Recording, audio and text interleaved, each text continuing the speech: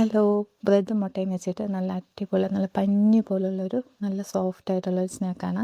വായിലിട്ടാൽ അലിഞ്ഞു പോകുന്ന രീതിയിലുള്ള ഒരു അടിപൊളി പെർഫെക്റ്റ് സ്നാക്കിൻ്റെ റെസിപ്പിയാണ്. ഇതിൽ ഞാനൊരു സ്പെഷ്യൽ ഇൻഗ്രീഡിയൻറ്റ് ആഡ് ചെയ്യുന്നുണ്ട്. നല്ല ഇതിൻ്റെ ഒരു ടേസ്റ്റ് കൂട്ടാൻ വേണ്ടിയിട്ട് ഒരു സ്പെഷ്യൽ ഇൻഗ്രീഡിയൻറ്റ് ആഡ് ചെയ്യുന്നുണ്ട്. അപ്പോൾ എല്ലാവരും വീഡിയോ ഒന്ന് സ്കിപ്പ് ചെയ്യാതെ കാണാം. അപ്പോൾ എൻ്റെ വീഡിയോ ഇഷ്ടമാകുന്നുണ്ടെങ്കിൽ എല്ലാവരും ഒന്ന് ലൈക്ക് ചെയ്യണേ.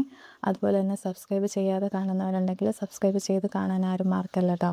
അപ്പോൾ ഫ്രണ്ട്സിനൊക്കെ ഈ വീഡിയോ ഒന്ന് ഷെയർ ചെയ്ത് കൊടുക്കണം കേട്ടോ. അപ്പോൾ ആദ്യം തന്നെ നമുക്ക് വേണ്ടത് ബ്രെഡാണ്. ഒരു 4 ബ്രെഡ് എടുത്തിട്ട് അതിങ്ങനെ സ്ക്വയർ പോലെ കട്ട് ചെയ്തെടുക്കുകയാണ്. ഇങ്ങനെ പിച്ചി പറിച്ചിട്ടാലും മതിയാവും. ഇങ്ങനെ സ്ക്വയർ പോലെ ഒന്ന് കട്ട് ചെയ്തെടുത്തിട്ട് അത് നമ്മളൊന്ന് മിക്സിയിലോട്ട് ഇട്ട് കൊടുക്കുന്നുണ്ട്. ഇതെല്ലാം കൂടെ കുറച്ച് സാധനങ്ങളെല്ലാം കൂടെ എടുത്ത് മിക്സിയിലിട്ട് അടിച്ചെടുത്ത് നമ്മൾ വേവിച്ചെടുക്കുകയാണ്. ഈസി ആയിട്ട് വീട്ടിൽ തന്നെ ഉണ്ടാക്കിയെടുക്കാൻ പറ്റും. പെട്ടെന്നാവുകയും ചെയ്യും. ഒരു 5 മിനിറ്റ് പോലും വേണ്ട. പിന്നെ ആവശ്യത്തിന് പാലും കൂടെ ഒഴിക്കുക. അതൊന്ന് കുതിർന്ന് അരിഞ്ഞ് കിട്ടാൻ വേണ്ടി ഒരു പാലൊഴിക്കുക.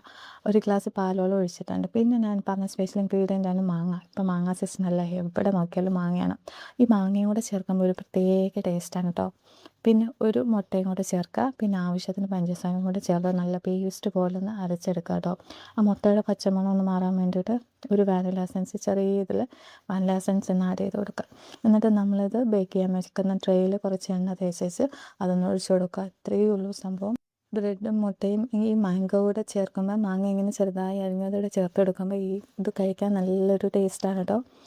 ശരിക്കും നല്ലൊരു ടേസ്റ്റാണ്. മുട്ടയും ബ്രെഡും എല്ലാം കൂടെ വരുമ്പോഴത്തേക്കും ഈ മാങ്ങയുടെ ഒരു ഫ്ലേവറിൽ കഴിക്കുമ്പോഴത്തേക്കും നല്ലൊരു ടേസ്റ്റാണ്. നമുക്ക് നല്ല രീതിയിൽ വെന്ത് കിട്ടിയിട്ടുണ്ട്.